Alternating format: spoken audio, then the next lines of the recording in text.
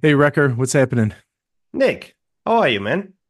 I'm doing good. I'm doing good. Uh, all right. So, we were talking many podcasts ago about some folks in our field that have gone back to maybe the earliest days. And Yeah. then I don't know if we talked about this on the air, but there's this guy, Izak Benbasat, the famous Izak, who apparently published in MIS Quarterly in the 70s, the 80s, the 90s, each decade that this thing has been around. Do you believe that? Well, I know that Izak has published, I think in the first or second issue of the quarterly ever, The like in very first issue. 1977. In the very first. Oh, here he is anyway. Izak, hi, how are you? Did I tell you the story of that first paper? I Yeah. have Please do, come, absolutely. come clean. Well, my Gary Dixon, who passed away a year ago, was He the was the first founding editor, as you editor. know, of the quarterly, Hmm. and but he was also running a journal called, prior to that, Management Informatics. No one knows about it. Anyway, so when I finished my thesis, I mean, there was no MIS quarterly, no ISR.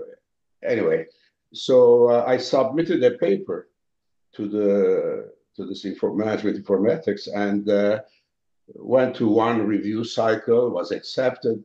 And Gary came to me and said, Isaac, do you mind if I sit on your paper for a while? I'm a bit anxious about it, but I said, fine. Anyway, to make a long story short, he was collecting papers for the very first issue. So I Huh. got a free one. I got a freebie. Well, technically, no, it's not a freebie. A freebie, yeah, you went through a review process. It just was for a different journal. But I'm the only person, maybe a few others, who has a paper in the quarterly without even submitting to the quarterly or being reviewed. And now I have Okay. a Oh, paper in the very last issue, and Nick was the senior editor. yeah. So Whoa. 47 years later, I have a second paper. Yeah, Wow. That's amazing. and Isaac, to go fast forward to this most recent paper, I know it's kind of a short paper, but it's on algorithmic aversion and appreciation, and it's with this young woman, Ekaterina Josipo. Yes, very talented scholar, I would say. Yes. Yeah, she's a hard worker. She's already quite productive, and I know that Yes. that paper, record. There's all this stuff on algorithmic aversion, right? For like the last, I don't know, almost a decade now. And algorithmic aversion, algorithmic appreciation. But do you realize none of this is in the field of information systems? People That's deal, correct. and it should so clearly. So now in recent years, there's a couple of papers, but I really love this work that you did here that should be coming out any day now. But it kind of level sets. It basically says all these people talking about algorithmic appreciation, they don't agree with each other. They have mixed findings. So the question is, why? Well, because they're looking at different things, right? But this is an example, Nick, of maybe we are doing in IS things that others are doing, but also others are doing what we claim is ours. I mean, if you look at the whole, I don't know, AI area, I mean, everybody else is doing. We are doing it. So one of my kind of concerns is who are we? Are we different? I mean, these are the themes that Bob Zmud and I discussed. What was it, 2003? Yeah. And does it bother us? Does it bother you? It used to bother me at some point in time. Yeah. As I'm getting older, another 20 years have passed, maybe it's not bothering me as Well, much. Let me jump on this a little bit because it connects to a thought that I had the other day. So this is the end of 2024. We just off air we talked about that you wrote a paper with Shirley Greger on what you would now call an AI system in '96. Nick and I ran a special issue on AI, and of course, 4 years ago almost. And of course, we have generative AI left, right, and center. And it occurred to me the other day that I've yet to see a generative AI paper in IS. And I got furious about this. I was like, that can't be. It's been on the market 3 years. Where are the bloody papers? I know everyone is working on them. Where are they? I see them everywhere else. I don't see them in IS. I see them in literally every business school discipline, but not in our journals. And what I mean, our journals, I mean, ISR, MISQ. Let's keep it at that for a second. Maybe one of the reasons is that everything takes forever to publish it in the IS area. Yeah. Maybe it's in the works. It's being, yeah, I'm being facetious, but maybe that's the issue. No, there was a visitor at UBC in marketing. He was talking about chat GPT and decision making, right? And we haven't, I don't know. I don't know. I He think hasn't they're published it yet. It's because it takes 6 years to publish everything. You got to get rejected at exactly. your first journal, then another. And these, Yeah. well, we've complained about that a lot, but Recker, Izak was bringing us back to this idea, the core of the field, which I think is Yeah. interesting. If you go back like 20 years, Izak and some other folks wrote these papers basically saying we should have a core. And there were Yeah. others like Kale, Lieutenant, and some others like John King who came back and said, we don't need a core. And there was like We this need a little, marketplace. Yeah. right? There was this little debate that happened at the time. And then fast forward 20 years, right? There's that paper that Supra had along with others saying, well, there's this general socio-technical axis of cohesion, right? That's fine. I always think that we are the socio-technical field. When we're talking to people who are like social scientists, management, strategy people, we're the technical people. When we talk to the technical people, we're the social and behavioral and economic people, right? So it's like we can speak both languages, and depending on who we're talking to, we might take the, so as a field, we span the two. I think we still do that. And that's kind of what we do, right?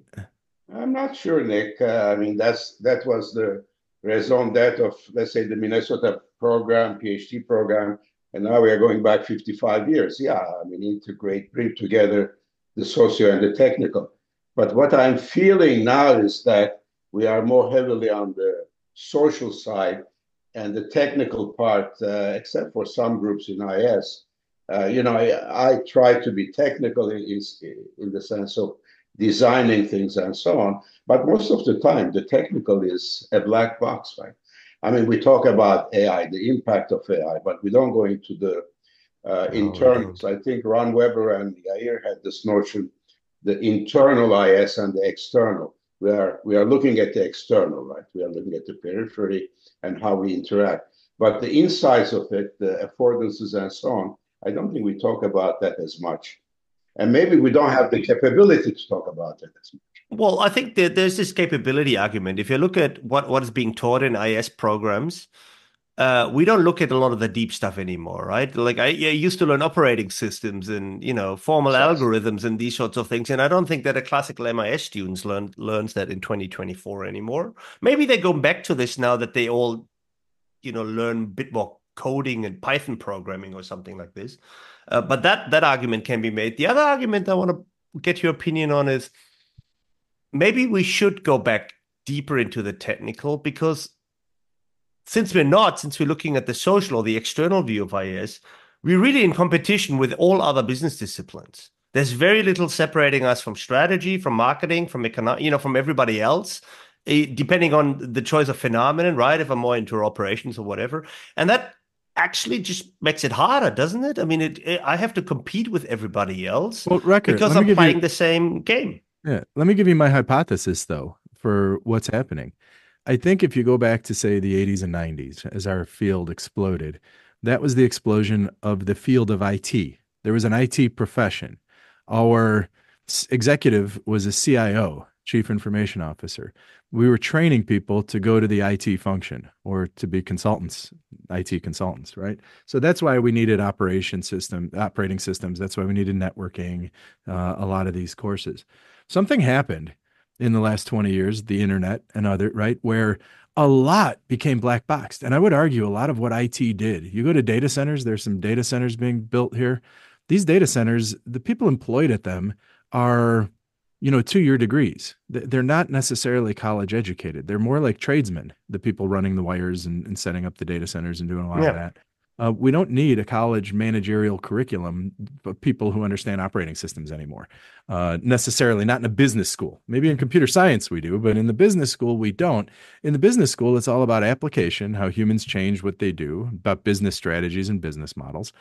And what's happening is other fields do that too. So the reason we've moved away from the technology is because in business schools, in other than analytics, right, understanding how to make decisions using data, we don't need all that stuff we used to do. But that's the problem, Nick. I guess what Jan is saying is you mentioned earlier we were doing the integration of the technical and the social. And if we lose the technical part, or if we don't have any competence in that anymore, then we are left with the social, and we are no different than anybody else or any other field. Right? Right. So, And that's what I'm saying is we're not. We're actually not any different. We have different journals. And if you look at what's being published in marketing journals, in strategy journals, in operations journals, and in IS journals, it's the same thing, right? well, that's At least a Venn diagram, right? A third of it is the same thing. But that's a dangerous position to be in if, by all counts and measures, you're still a small discipline because you might get subsumed, you might get overwhelmed. We had this 10 years ago when people were afraid that analytics would overrun IS. And before that we had strategy people trying to overrun. And now, we're scared of, I don't know, marketing or something, right? So this battle, it seems perennial. It's just that our own positioning changes. Some, like, for a while we think we need an identity, we need a core, or we are the relevant guys, not the. So we tend to be unsure of our own position, but the debate itself is always the same. yeah. But Jan, what you are saying is what we're trying to say with Bob in our identity paper. But 20 years later, I look around and we have a healthy set of conferences, healthy set of journals. I mean, granted, we are a loose confederation of, if you look at all the special interest groups, kind of we are satellite around a sun. I don't know what the core is, but deans, MIS people are becoming deans, people are tenured. So you could say, who is going to push us out, right? Yeah. We've cemented the foundation, good or bad, will survive and will do things, maybe not differentiate us, as Nick is worried, but we'll Well, but survive. here's the thing. I'm not worried because I think other fields, this is what I think, Izak. Business schools are created and our journals and our disciplines in the industrial age division of labor. In the industrial age, you had a accounting department, you had a finance department, you had a marketing department, you had operations, and then along came your IT department. So we Yes. had our journals and our fields approximating an industrial age, industrial enterprise, a factory, right? Uh, what's happening now is we have the Googles of the world and Amazons and all of these, and they don't look like that anymore. Our MBA students, for example, that go to Amazon, they're all in digital product management roles, right? They're kind of technical, but they're kind of marketing and they're kind of innovate, right? They're the business models now are platform-based business models. So you go to strategy, you go to AMR, Academy of Management Review, their biggest, most popular special issue has been this AI special issue that they have. I think what's happening is, yeah, we don't have a core anymore, but the other fields don't either. So the only thing we have left is the discourse. The people who want to publish in SMJ and call themselves strategy people. The people who want to publish in MISQ call themselves information systems people. And they could arguably be publishing the exact same paper. So where is the danger? I mean, okay, we are not unique. We do our own thing. We survive. We move along. Are we worried about external forces? I mean, I always said to people, if the dean calls you to his or her office and says, why should I keep an IS group to do research? How are you going to answer that, given that everybody else is doing the same thing? Is that still a concern? Is that a valid problem that we are facing? Or we just merrily move along? Well, I think what's happening, this is the trend I see here at Notre Dame. We have my department is IT analytics and operations. So this IS and operations have gotten married a long time ago. If you are most business schools either have a strong operations or a strong IS, right? And then they're hiring all these computer scientists and machine learning people and everything, and they put them in that department too. Now, Case Western has more of a, what do they call it? Design, innovation, and strategy group, right? And that's their IS, their marketing and their strategy group. So they took a different grouping, but I think that's what's happening is these formerly industrial age departments are disappearing, they're merging, and they're going away. Well, I wanted to bring in this paper I really like by a couple of Canadian colleagues, Banville and Landry. Can MIS be disciplined? I'm sure you've read it, CACM, January 89. And they talk about the low barriers to entry, the weak kind of hurdles.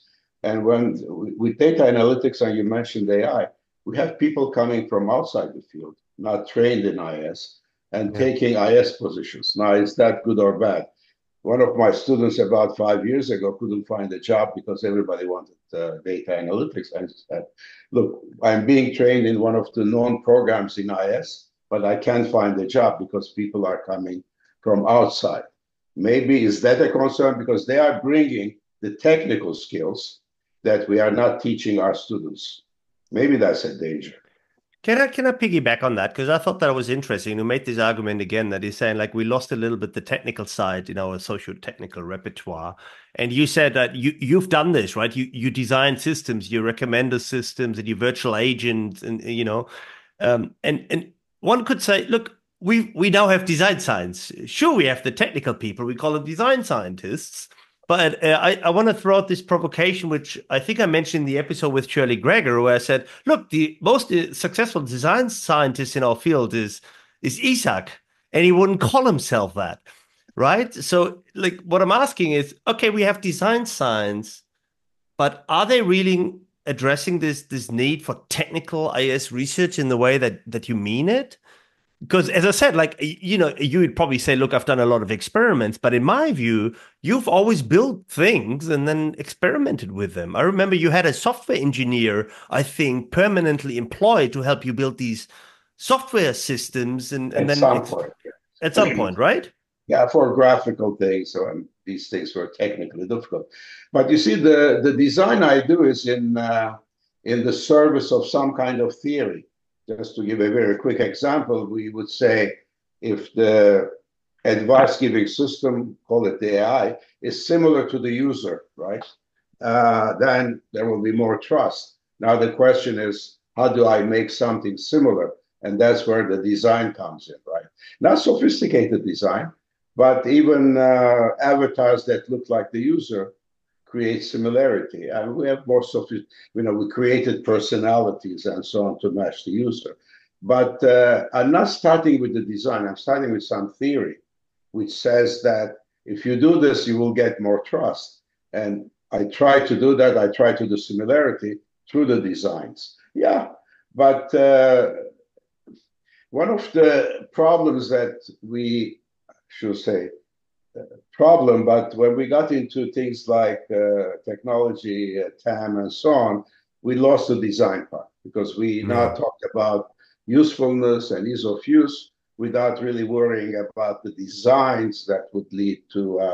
And I A think useful that system. Yeah. that broke the link between kind of, I used to do a lot of simulations, management simulations with different designs.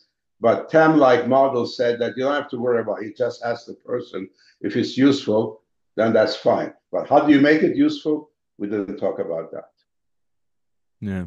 And I think you've done so much stuff over the years. And a lot of that was, creating of systems, but you also did survey based, you did a lot of cool stuff. But I'll tell you what I've noticed over the years, and I've always wanted to ask you this, Izak. I noticed that, and even a couple of years ago, I think you published a paper using Toulmin's ideas. And then you go Right. back a decade or so, there's a paper about Toulmin. You go back 20 years ago, there's a decade where you used Toulmin. So tell me about your relationship with Toulmin, because I see him peppered in your work over the No, years. one of my doctoral students, Dongmin Kim, he had the idea. We're talking about if you are going to choose between two different e-commerce systems, how do you convince the user to go with one or the other? Trust generation, and we use Tolman for that purpose. And we use that in a few. I mean, it's a very nice model. But this notion, Nick, for my doctoral thesis going back 50 years, I did DSS kind of work, Yeah. and then DSS in year 2000 became recommender systems, and now DSS is AI-based systems. So Basically. you follow certain topics and you build expertise.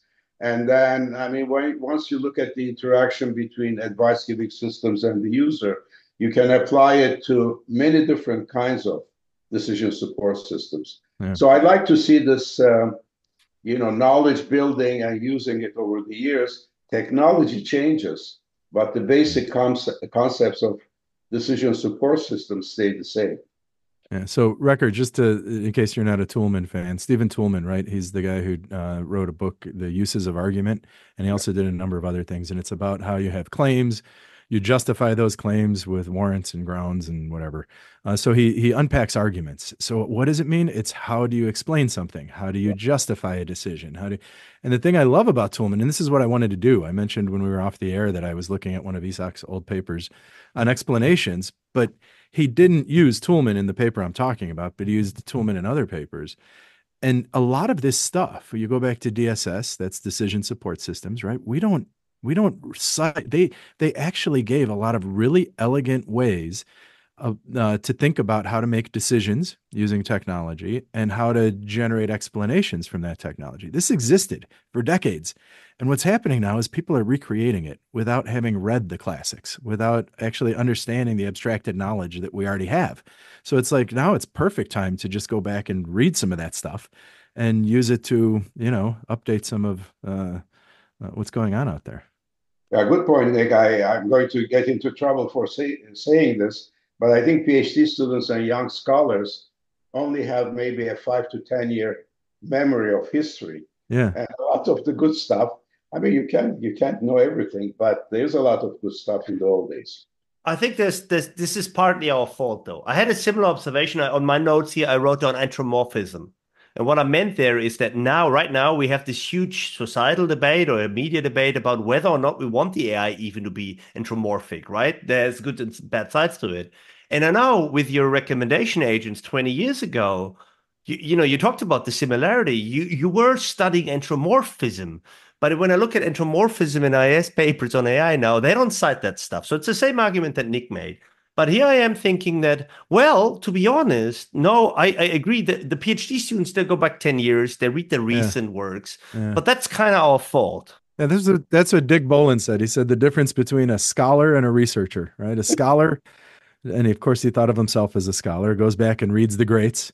A researcher just reads the last 2 years of Well, research. first of all, we're training researchers these days. We train them to publish a lot of papers. The journals want them to cite recent stuff, not the old stuff. I'm sure you've had the same thing that you had journals saying like, well, your references look kind of old, right? You do get that sort of feedback. And second, maybe we as a field, we never had to deal with a long history. Like when Nick and I, when we came in 20 years ago, there was TAM and we ignored it. Yeah, we know the identity. We know the identity paper and the paper by Linda Applegate in the rigor relevance debate and all that sort of stuff. But that was our 10 years back, right? So we look back to the 90s, and we've never trained our students. I certainly haven't trained my students how to read the last 50 years. I've never told them go back and find that issue from 1982, right? So I'm saying yes, you're right, but maybe it's our own fault.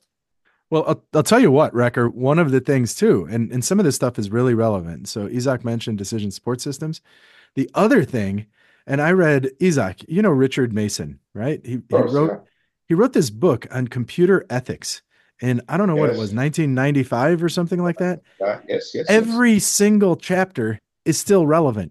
He's basically foreshadowing all the stuff about data privacy, security, so many things that people have been writing about for the last 5 or 8 years.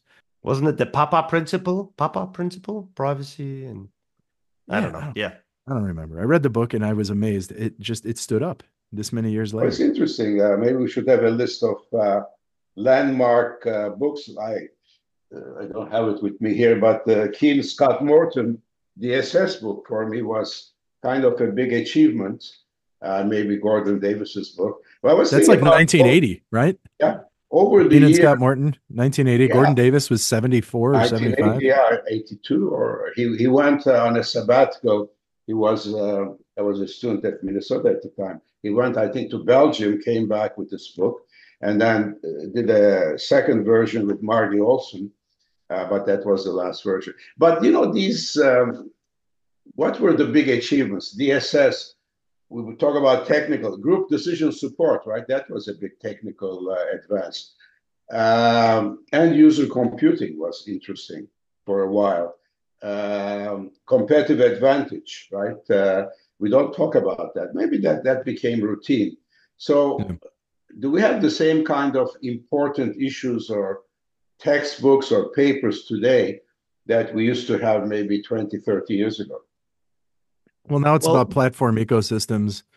It's about, I guess, AI and data analytics and prediction. we still have IS people, publishing books. I'm holding up the Yanis Kalenikos and Christina's data rules book that actually Nick gave me as a present.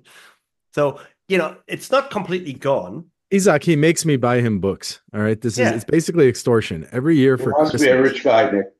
No, he every year for Christmas he buys me a book. Listen, I don't buy anybody a gift. But since he buys me a book, he forces me through guilt to send him a book every year. So I have to And do you it. should also say, Isaac, the difference between Nick and me is all the books that he sent me, I've read them.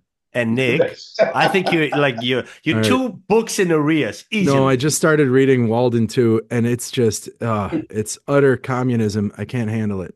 So I'm hoping he shows the problems with communism because it's really bothering me so far as chapter It is 3. actually, like spoiler alert. Yes, Yeah. that'll come up.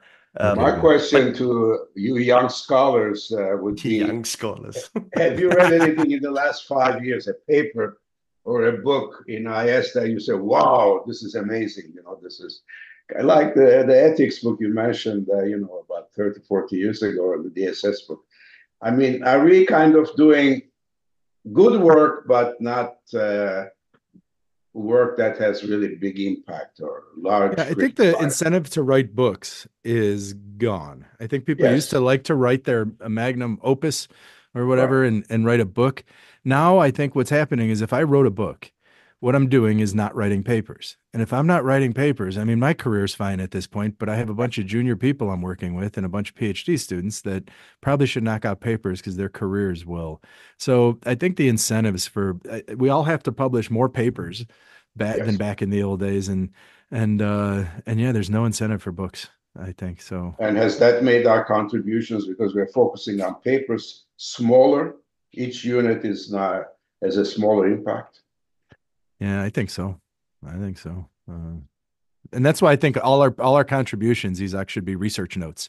I think this idea of having every paper be if we just had every contribution be a research note and forced people to fit their argument into a research note, we could publish them faster. We Yes. could be more timely. And then we could cut to only the important part of each paper because they tend to be pretty minor, the contributions anyway. So let's cut all papers down to research notes and increase cycle time.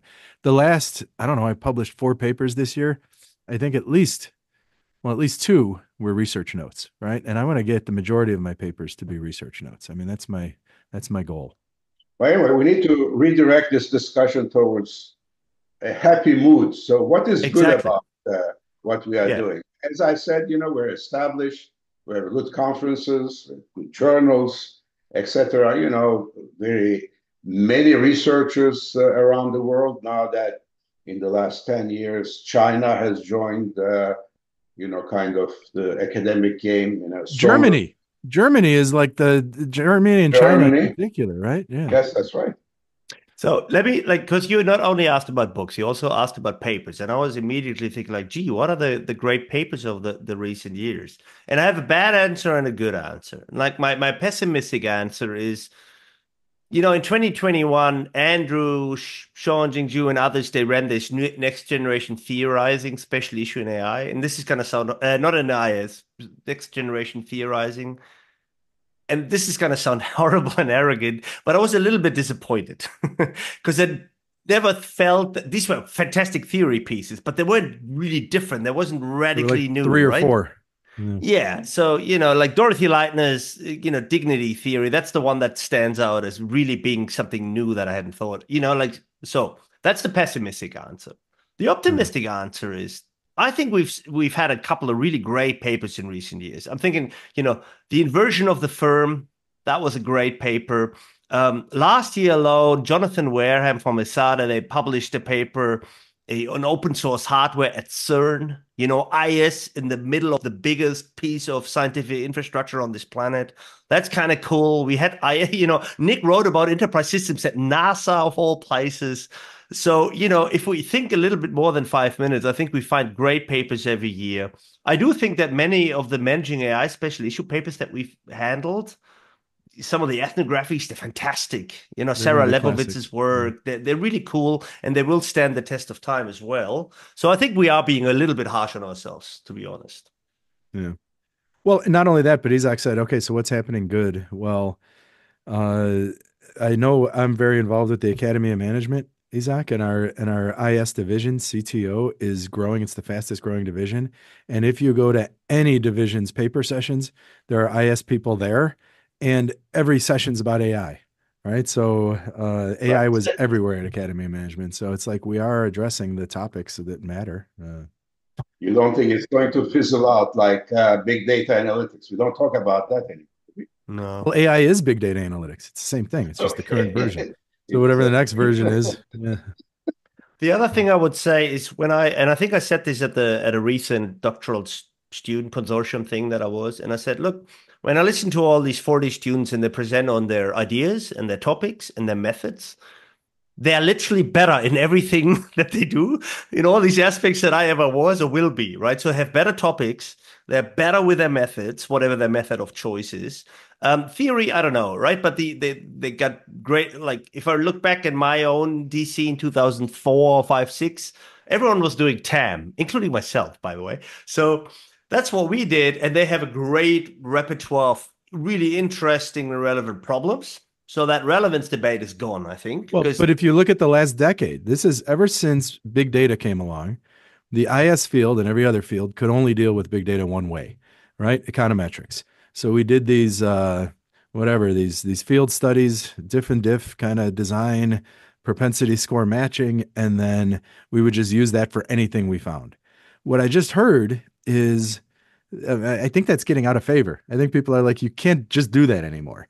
For example, the upcoming WISE conference just had too many submissions before ISIS, and there, if that's all you're doing is the same old diff and diff propensity score matching stuff, it's probably not unless you're doing something really cool, like some really interesting data set that you have, right? So I think what happened is for a decade, that's all we could do is econometric, unidirectional, exogenous, and causal.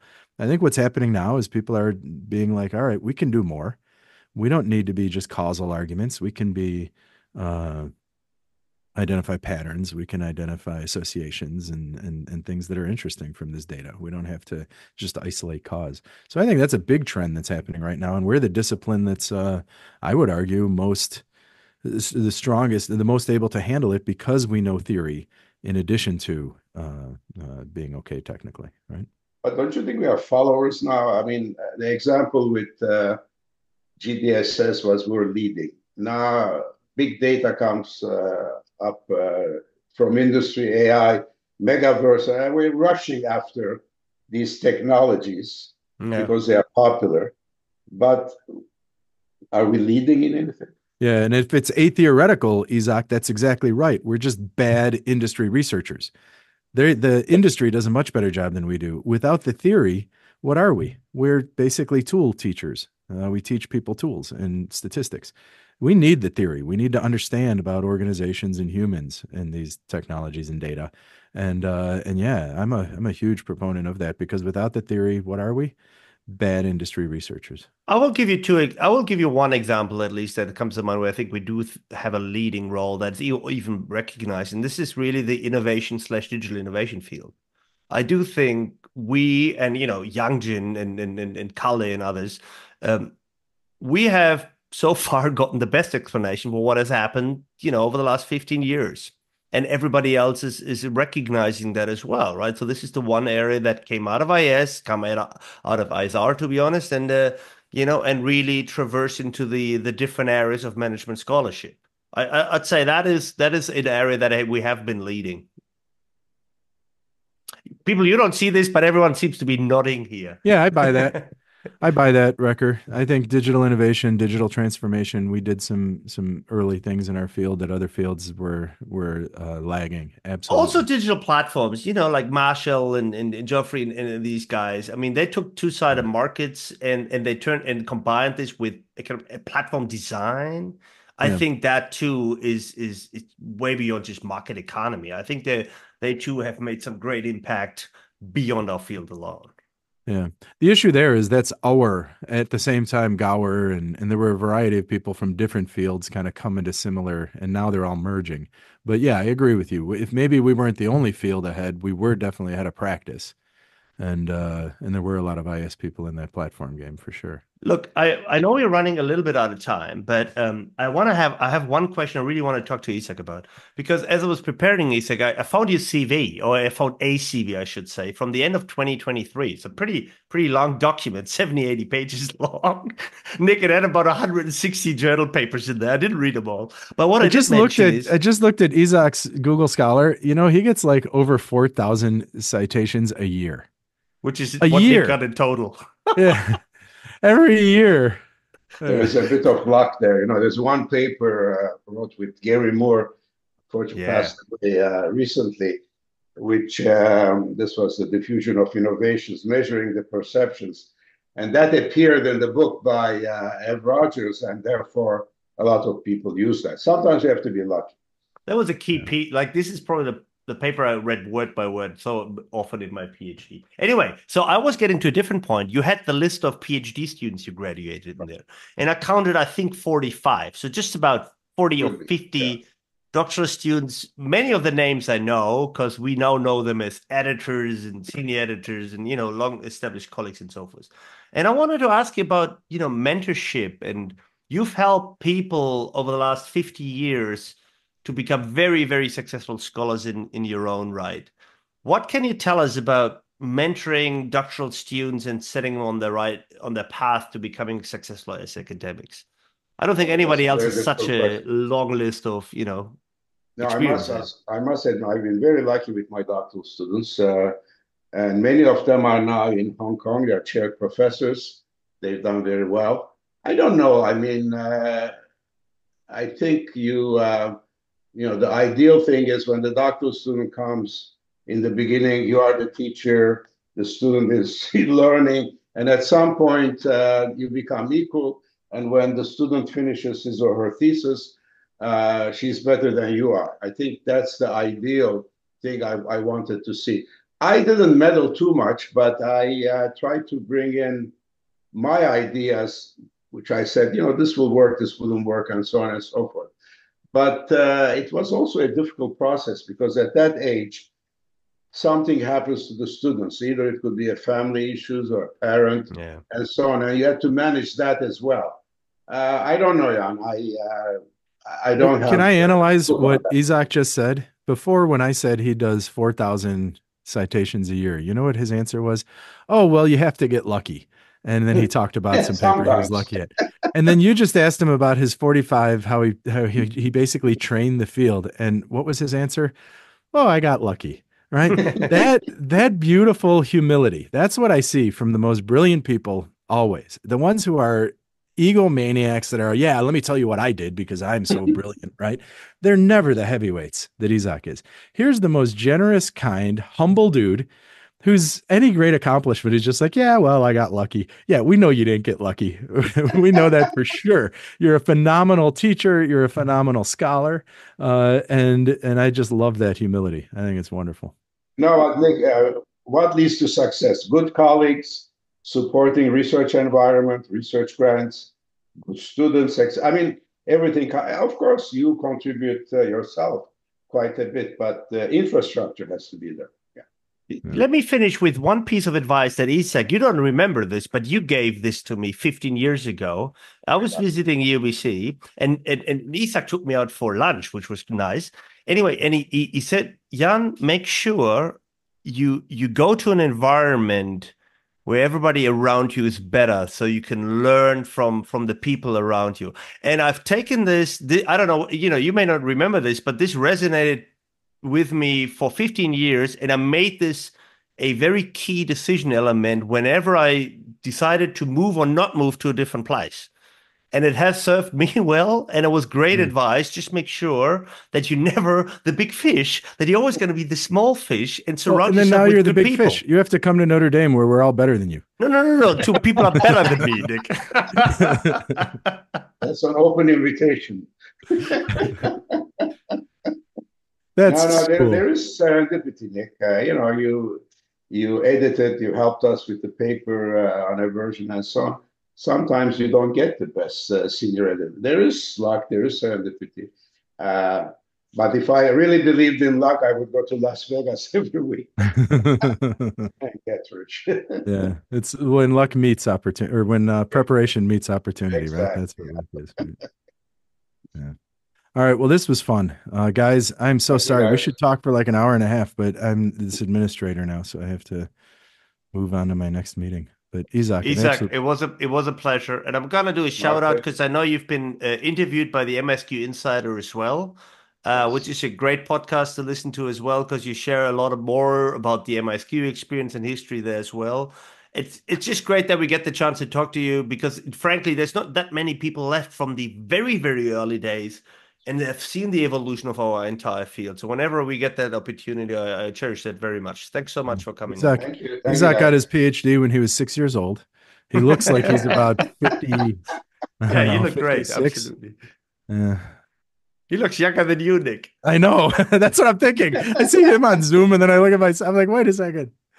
I haven't published it every decade. All right. Gentlemen, it was a pleasure. Thank you very Thank much. you. All right. Bye bye, See you guys. guys. Bye. Bye bye. See you. Bye.